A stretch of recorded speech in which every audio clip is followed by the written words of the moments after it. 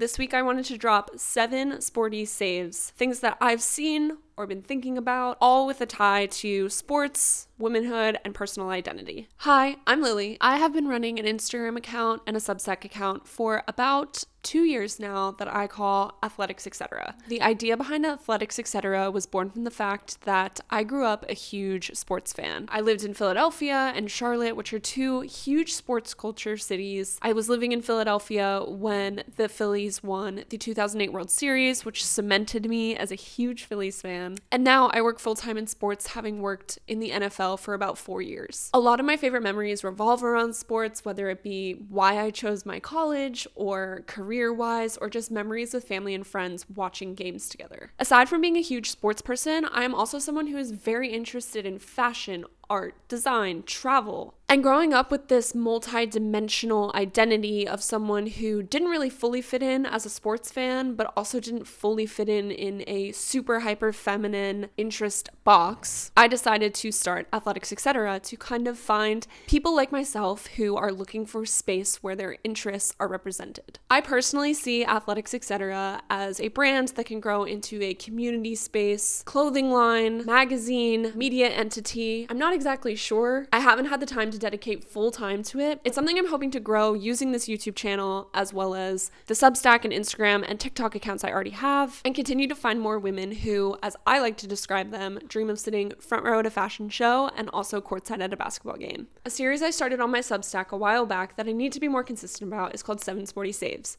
and I decided to start doing a video component for my personal YouTube channel as well. So without further ado, this week I wanted to drop 7 sporty saves, things that I've seen or been thinking about, all with a tie to sports, womanhood, and personal identity. Some of these saves are a little bit more abstract, some are tangible items. I don't really have a lot of parameters for what I put on this list. The only guideline I have for this is that there are 7 of them, and that they mean something to me or the athletics brand. First on the list this week is the Bohemian FC Guinness away jersey. What is that? Bohemian FC is a football club in Dublin, Ireland, and this week they launched their new away kit, which is sponsored by Guinness. 2 things about me is I love sports and I love Ireland and Guinness. Every time I've been to Ireland, I've managed a conversation in a pub over a pint of Guinness about sports, whether it be because it's on the TV or a big match is coming up, like last year when I was in Ireland, it was during the All-Ireland finals. I've learned so much about different sports in Ireland, from Gaelic football to hurling, and watched a few matches of these sports that I never knew existed until I started going to Ireland. I think what struck me about this jersey, aside from loving the country and the people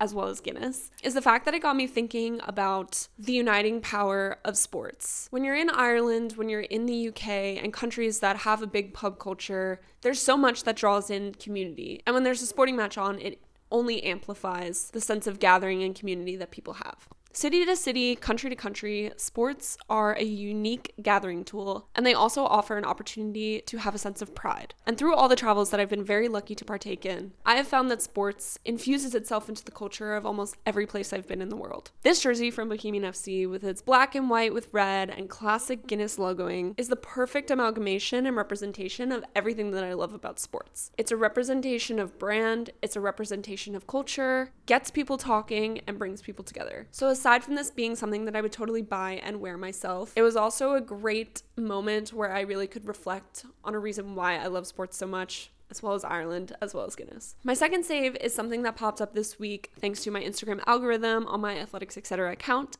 and it was this 8-ball trinket box made by, I believe you pronounce it, Harcourt Vert, who is a pottery artist based in Brooklyn. I have always loved little knickknacks, little boxes, and things that are vintage. I grew up in a family where history and design was definitely something that was infused throughout the household, and something that fits under the Athletics Etc. in my mind is pool and dive bars. Am I good at pool? No. Do I love the vibe? Yeah. These trinket boxes are handmade in France, and I am evidently not the only person to have found them so cute, as they sold out super quickly. But they are available on Harcourt Vert's website for pre-order. My third save or share this week is a little bit more abstract. It's the city of Philadelphia. Now, how can that be a save or a share? Unless you've been living under a rock or don't watch the Super Bowl, the Philadelphia Eagles won the Super Bowl this year. I was born and raised in Philadelphia until I was around 12 years old. Philadelphia is where I really became me in so many ways. The city raised me on its sports culture, food culture, history, architecture, design, art. So getting to watch the Philadelphia Eagles, the first football team I've ever loved, bring home the Lombardi Trophy for the second time in my lifetime, and the second time ever, was truly a special moment and sent me into a lot of reflection. There's such an overwhelming childlike sense of pride and joy when you see a sports team you've loved your entire life, no matter how old you are, be successful. And you get to see that city represented on a national stage and gain national attention. Watching everyone party on Broad Street after the NFC Championship win, as well as the Super Bowl win, it brings such an overwhelming sense of joy, even if I can't be there to partake in it. I think Philadelphia is a city that can sometimes get overlooked. I'm not even kidding, the best food scene in the country, in my opinion. It's so multicultural, super historic. The architecture is absolutely gorgeous. It makes me so overwhelmed with joy and gratitude that I was raised in a place that really infused its core values into me and makes me who I am as a person. So if you've never been to Philadelphia, take it from me. Definitely visit. Definitely go out to eat. Go to the art museum, the zoo, one of my favorite places in the city. Drive around to look at architecture, or just going for the amazing sports culture. It should be on everyone's list. And the city has just really been on my mind and my heart over the past few weeks. And I think that that's a really cool and unique thing that sports fans and people who grew up in these places with specific identities get to experience. So my next save is a little bit more California based, and it's pretty surfboards. On my Pinterest and my Instagram, I've been getting an influx of imagery of these beautiful surfboards that are dark wood colors or like deep cherry reds or yellow with beautiful pinstriping. I'm not a surfer and I do not plan on taking up surfing, but I do love California and I do love Malibu. Driving up the PCH is one of my favorite things about living in LA. And recently, since the fires tore through the Palisades all the way down to the ocean, a lot of them made that drive from the city of LA out to Malibu, so iconic, is now gone. And maybe my Pinterest and my Instagram recognize this and have been feeding me surfing content, but I will take it. And now that we are moving out of the state of California, I think finding beautiful imagery that I can hang in a future home of a surfboard that is representative of my love for Malibu and the PCH is something that I'm going to be looking for now. If I had this space, I would totally hang a surfboard in my house if it made sense, but I don't foresee having that type of space in a New York apartment. Okay, next save is the Nike Cortez sneaker. I save a ton of shoes on my Pinterest, whether it be sneakers or ballet flats or boots. But I have like purchasing paralysis when it comes to buying shoes. I think it's because I'm kind of in between a 9.5 and a 10, and so I hate dealing with buying shoes. But upping my shoe game is something I want to do over the next 2 years, and the Nike Cortez sneaker is something that I've had my eye on for a while. Obviously, Nikes are always popular. A lot of people love Air Jordans and other sneakers like that. That doesn't really fit my sense of style, but the Nike Cortez is very vintage and color forward, and I think would look great in the summer with a maxi skirt or dress, great with boot cut jeans or straight leg jeans in the winter and a winter coat. I particularly have my eye on chocolate brown ones or maybe a green or yellow pair.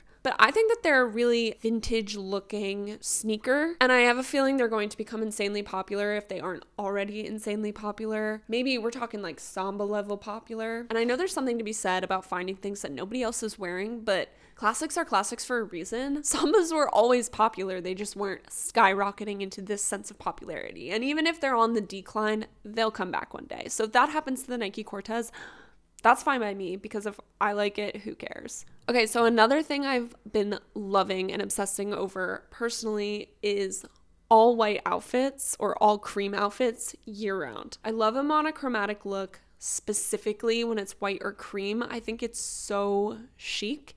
It looks obviously amazing in the summer with more linen or poplin materials, but I think there's a way to do it in the winter. I wore to my corporate Christmas party a large oversized Jenny Kane sweater with a cream maxi skirt, and I thought it looked great. My only problem with it is the fact that I am a klutz and am incredibly likely to spill something on it. But I'm looking for a way to kind of incorporate more of those monochromatic cream white outfits into a capsule wardrobe, because I think if you build around color, it's so easy to mix and match everything. And I plan on doing a lot of traveling before moving to New York later this year. Therefore, I am trying to figure out the balance of not buying everything white, not buying everything cream, but also knowing that that's what I do want to wear and trying to find a way to not stain it. So if anyone has any tips for someone notorious for spilling things on themselves, let me know, because I want to be that chic girl who wears all cream. So my last save isn't exactly sporty or chic. It is also more abstract, and it's just a mindset that I've adopted. At my core, I'm a planner. I'm the eldest daughter. I've built a career off being a producer and editor who meets deadlines and budgets. I get joy from hosting events, hosting people in my home, planning trips, being the one with the big ideas and making sure I can execute them. I'm hardwired this way. So when my boyfriend Jamie and I decided that we were going to quit our jobs with no plan, move back across the country, travel for 3, 4, 5, 6 months, and then eventually end up in New York City, I was kind of terrified that I had just agreed to that plan. And every day I feel a little bit different about it. I feel excited. I feel nervous. I feel like it's going to be the best decision I've ever made. I feel like, what the hell am I doing?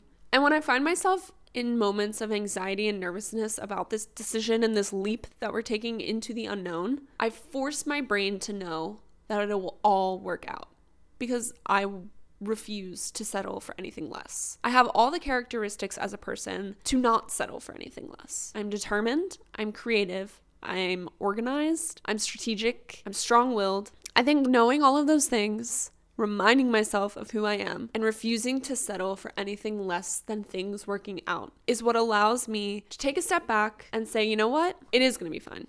I've got this. And although that's a mindset that I'm adopting for a really big life-changing moment, I think it's something that I have noticed myself implementing in smaller moments as well. I think being okay with stepping into the unknown as someone who really does like planning and routine and comfortability in so many ways is going to be one of the greatest things I've ever done in my life. And so I'm so excited and refuse to let the anxiety of it weigh me down from making memories and reveling in it and enjoying this time of my life.